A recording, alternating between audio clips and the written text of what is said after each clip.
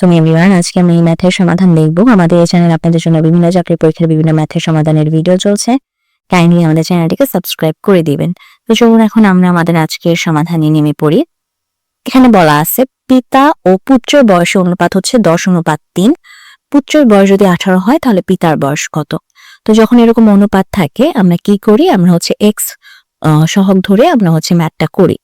ঠিক আছে, তার মানে আমাদের পিতার বয়স হচ্ছে আমাদের কত? অনুপাত অনুযায়ী পিতার বয়স হচ্ছে আমাদের 10x, আর পুত্রের বয়স হচ্ছে আমাদের 3x। তো এখন আবার বলা আছে যে পুত্রের বয়স হচ্ছে 18, তার মানে আমরা বলতে পারি 3x সমান সমান হচ্ছে 18। মানে প্রশ্ন মতে হচ্ছে কি প্রশ্ন মতে 3x সমান সমান হচ্ছে আমাদের 18। তো এখান থেকে আমরা ইজিলি x এর মানটাকে বের করে নিয়ে আসতে পারি। তো আমাদের x এর মান কত আসে? x এর মান আসে হচ্ছে আমাদের 6, 3 6 18।